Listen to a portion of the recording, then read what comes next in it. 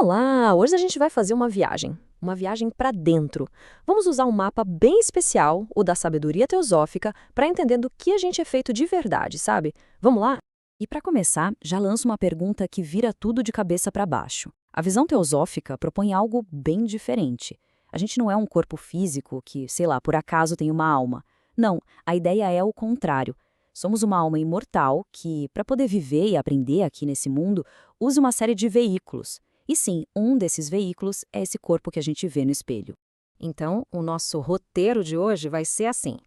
A gente começa lá no topo, na nossa essência mais pura, a tal da centelha divina.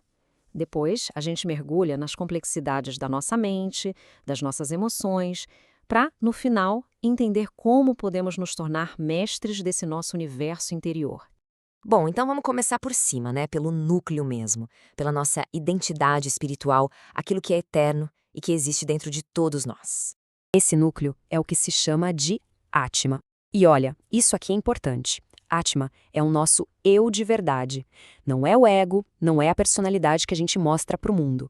É a consciência pura.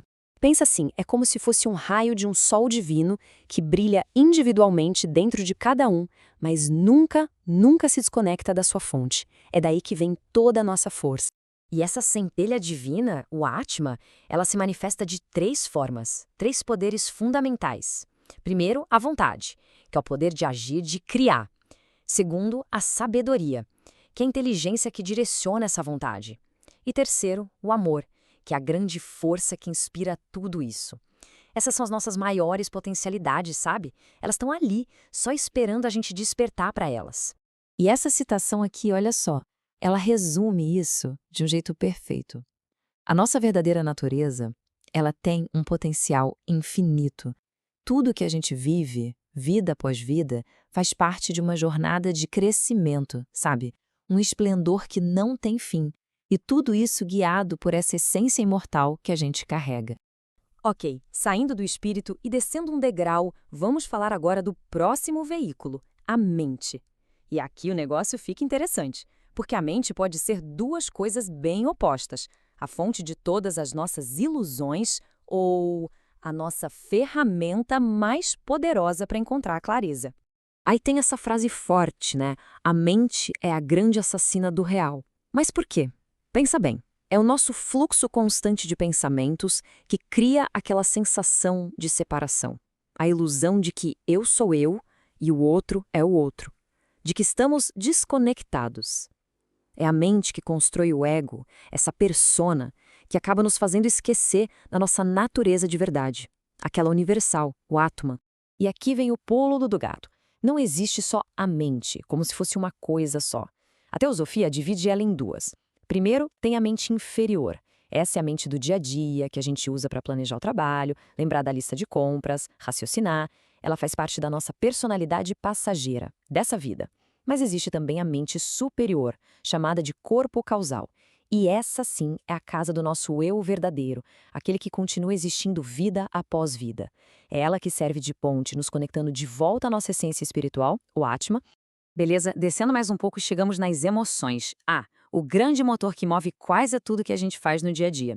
Vamos ver de perto como a mente e as nossas sensações trabalham juntas para criar o que a gente chama de desejo.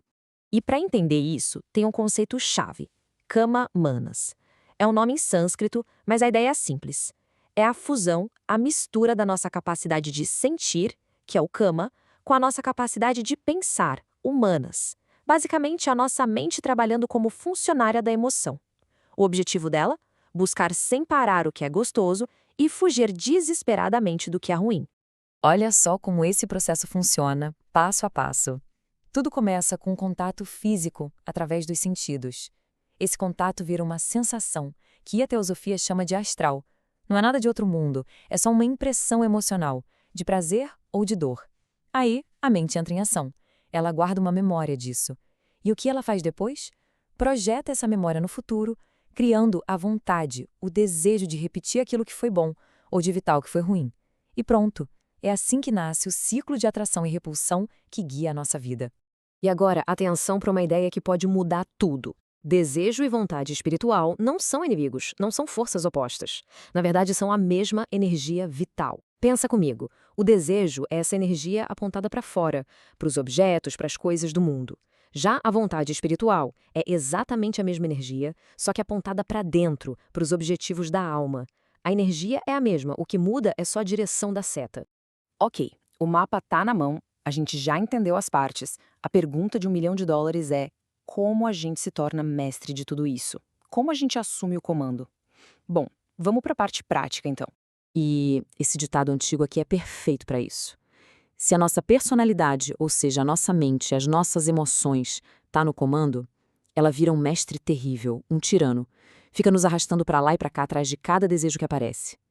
Mas se a gente consegue colocar essa mesma personalidade para trabalhar a serviço do nosso eu superior, ela se transforma num servo excelente, super poderoso. Essa metáfora da carruagem ajuda a visualizar tudo isso de forma brilhante. Imagina assim: o espírito, o nosso eu verdadeiro, é o passageiro. É ele quem sabe o destino final da viagem. A mente é o cocheiro, o motorista, que tem que guiar a carruagem. E as emoções? São os cavalos, a pura força que puxa tudo. O problema todo começa quando o cocheiro, a mente, esquece que tem um passageiro e simplesmente deixa os cavalos, as emoções, correrem soltos para onde eles quiserem. O nosso trabalho, então, é restaurar a ordem. O cocheiro precisa ouvir o passageiro e guiar os cavalos com firmeza. Tá, mas como se faz isso na prática? Existem alguns métodos bem concretos. Primeiro, observação objetiva. No fim do dia, dá uma olhada nas suas reações emocionais, mas sem se julgar, só observar. Segundo, substituição nobre. Ao invés de brigar com um pensamento ruim, simplesmente troque ele por outro, um que seja mais positivo, mais construtivo. E terceiro, redirecionar, não reprimir. Sabe aquela energia emocional bem forte? Em vez de tentar abafar, use-a. Canaliza para algo produtivo, como arte, esporte, qualquer coisa. É como usar a força dos cavalos a seu favor, em vez de ficar só no cabo de guerra com eles. Então é isso. O mapa está apresentado. E a pergunta final fica no ar, para cada um refletir. Na sua carruagem, quem é que está segurando as rédeas? É o passageiro, o cocheiro ou são os cavalos que estão correndo desgovernados? A jornada para se tornar mestre de si começa com essa autoavaliação bem honesta.